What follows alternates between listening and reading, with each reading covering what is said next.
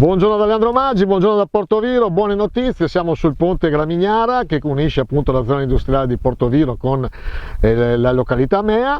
un ponte chiuso con disagi importanti ma soprattutto che aveva bisogno di essere ristrutturato e rimesso a nuovo. Il sindaco ci dà buone notizie finalmente. Cosa sta succedendo, sindaco, per questo ponte? Tanto buongiorno a tutti, è stato sicuramente un'opera diciamo che i lavori non sono ancora cominciati, ma il lavoro è cominciato, ho preso un po' di appunti, il nostro lavoro è cominciato nel settembre del 2020, perché nel settembre del 2020 abbiamo aderito a un bando del Ministero degli Interni, ci ha visto assegnatari di un contributo molto importante, un contributo di 960.000 euro. È un bando per appunto la messa in sicurezza di opere idrauliche e di ponti, come nel nostro caso. Cos'è successo dal 23 febbraio 2021 ad oggi? Dal 23 febbraio 2021 ad oggi, insomma, sono successe molte cose, in particolare delle scelte del governo di accorpare questi finanziamenti a dei finanziamenti del PNRR e quindi insomma abbiamo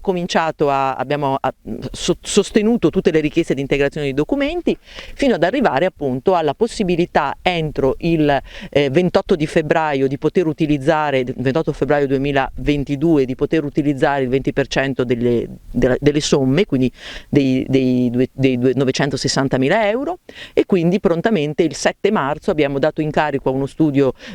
abbiamo dato incarico ad AS2, che è la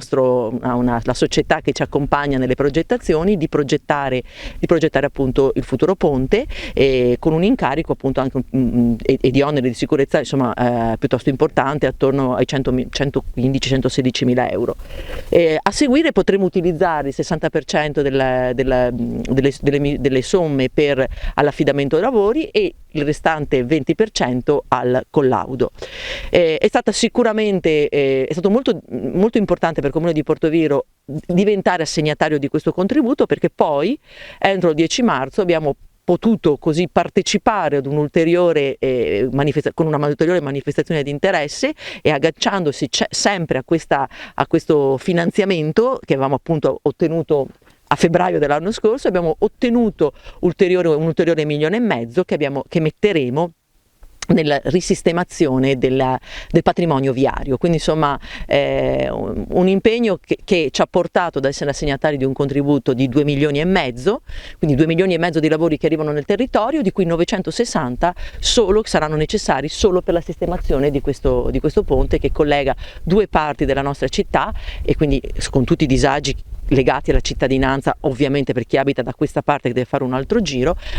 ma anche un ponte che collegherà e dà la possibilità di collegare tanti turisti che fanno una sorta di anello ideale girando proprio in questo punto di Portoviro. Sì, buongiorno anche da parte mia, avete sentito, le notizie sono ottime, i tempi sono stati un po' lunghi, ma sapete abbiamo richiesto dei finanziamenti allo Stato e sono arrivati, e quindi avremo, come ha detto il sindaco, ben 2,5 milioni che verranno spesi, circa 1 milione per il nostro ponte di Gramignara e altro 1,5 milioni per le strade, praticamente quello che aspettavamo da tanto. Lo sappiamo tutti che i cittadini nelle frazioni a volte si sentono un po' così dimenticati, non è così, infatti 2,5 milioni saranno spesi proprio nelle frazioni, nelle strade, nella viabilità. Chiediamo anche scusa dei disagi, purtroppo non è colpa di nessuno se quest'iter è stato un po' lungo, però il buon lavoro, dico, del sindaco, dell'amministrazione ha portato a questo risultato molto importante. Quindi questo ponte qua,